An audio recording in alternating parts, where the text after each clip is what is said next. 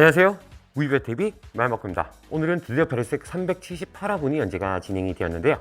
시작하기 앞서 저희 협력업체인 코믹스아트에서 베르세르크 피규어 아트 가츠 제품을 협찬을 해 주었습니다.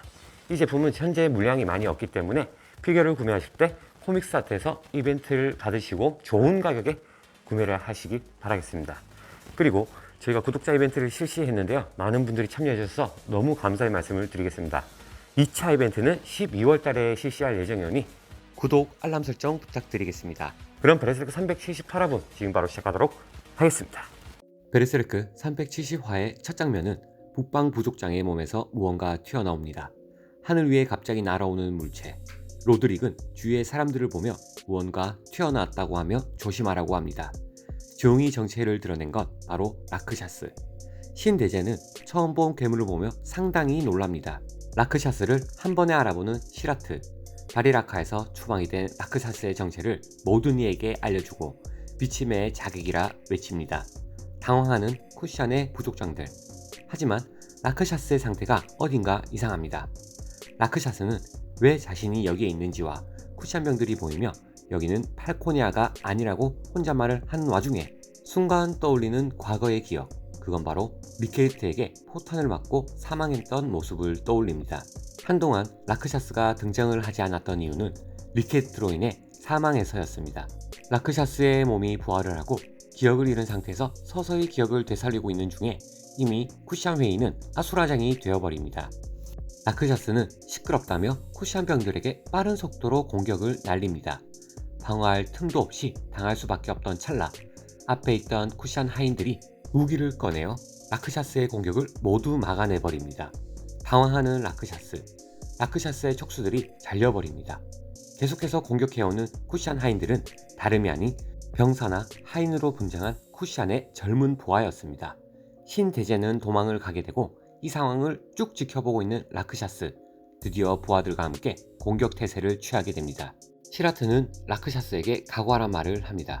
그러자 다이바는 라크샤스를 충분히 잘 알고 있는 듯 수가 많다고 방심하지 말라고 병사들에게 말을 하게 되는데 라크샤스는 복병을 숨겨두다니 역시 도련님 하며 혼잣말을 하는데 전투 태세가 되어 서로 대립하고 있는 쿠샨병들과 라크샤스. 서로 먼저 선제 공격을 하지 않고 있는데 로드릭은 침착하라고 하지만 시라트는 순간 무언가를 감지합니다. 갑자기 라크샤스는 여러 개의 촉수로 활개를 치며 엄청난 마의 기를 뿜어냅니다. 쿠샨병들과 시라트는 엄청난 기에 움직이지 못하게 되는데 다이바는 유괴의 문이 열린 것 아닌가 하며 엄청나게 두려워합니다. 라크샤스가 등장한 수도의 궁전 하늘에서는 엄청난 소용돌이가 몰아치고 있습니다. 일상생활을 하고 있는 쿠샨 사람들 위에 공포의 소용돌이가 휘몰아치고 있습니다.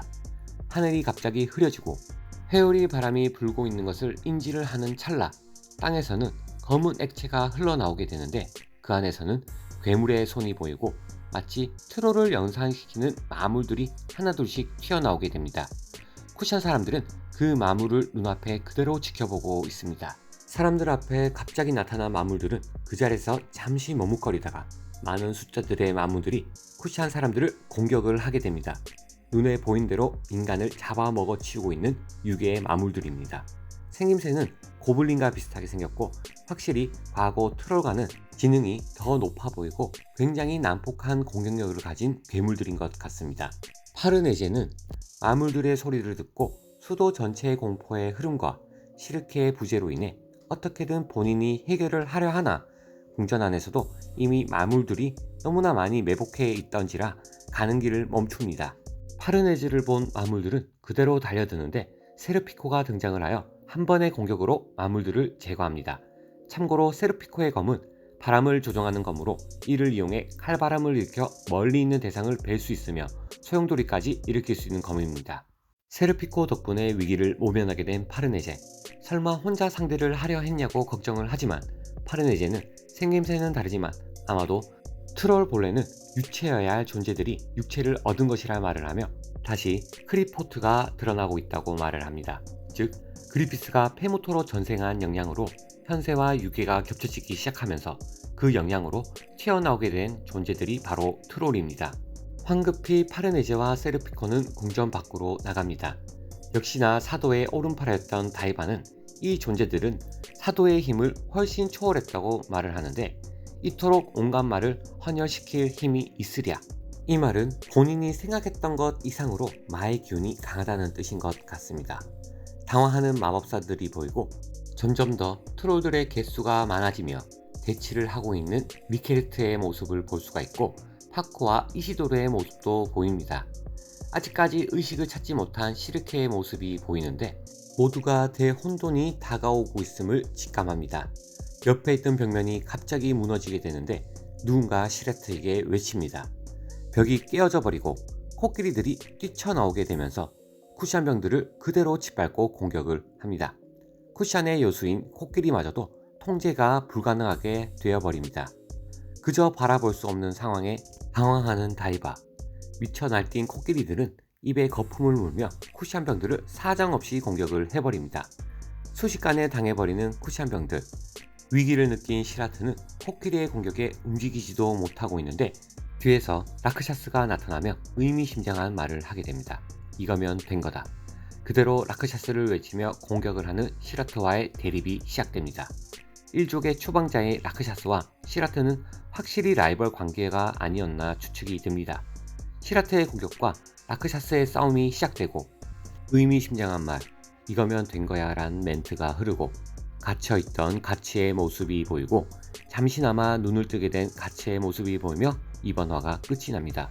이번 화는 정말 빨리 연재가 진행이 되었는데 작화는 확실히 나무랄 것 없이 충분히 어느 정도 따라간 듯한데 일단 현재 주인공의 부재가 너무나 크다고 생각을 합니다. 계속해서 정신을 못 차리고 있는 가츠가 갑주까지 뺏겨버린 상황에서 과연 어떤 식으로 다시 정신을 차릴지가 의문이기도 하고, 스토리는 진행이 되어 가야 되는데 아직까지 가치는 부재입니다. 벌써 2년 가까이 저 상태입니다.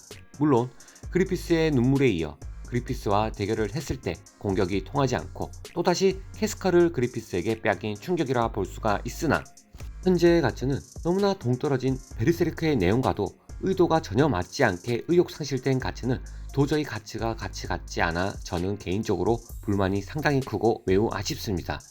멘탈이 나간 가츠가 과연 또 다른 적을 만났을 때 갑주를 두르고 그리피스와 대적을 할 수 있을지 의문이 들기도 합니다. 가츠를 제외한 나머지는 되려 더욱더 버프를 받아 사도들과도 대립을 하고 있습니다. 어쩌면 과거의 가츠보다 지금의 바보처럼 감옥살이하는 가츠가 더 편하게 보이긴 합니다만, 여러분의 생각은 어떠신지요? 가츠가 왜 저렇게밖에 할 수 없냐에 대한 이유와 설명이 있다면 댓글을 꼭 남겨주시면 감사드리겠습니다. 오늘 리뷰는 여기서 마치도록 하겠습니다. 이상 무비표TV 마인바콘이었습니다. 감사합니다. 이번 반다이에서 얼리시드 버전으로 광전세 갑주가 재발매가 되었습니다. 역시 반다이답게 프로모션이 굉장히 좋고 도색도 깔끔하게 잘 되어 있습니다. 포징도 여러가지 포징을 취할 수가 있고 많은 파츠들이 들어 있습니다.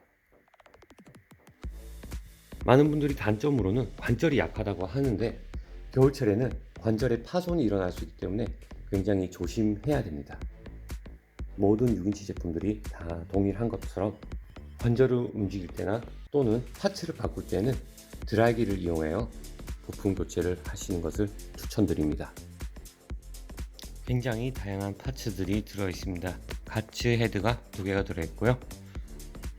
그리고 베일트까지. 베르세르크 팬분이시라면 꼭 하나쯤 소장해야 될 가치가 있다고 생각하는 피규어입니다. 코믹스아트에서 만나보시길 바라겠습니다. 감사합니다.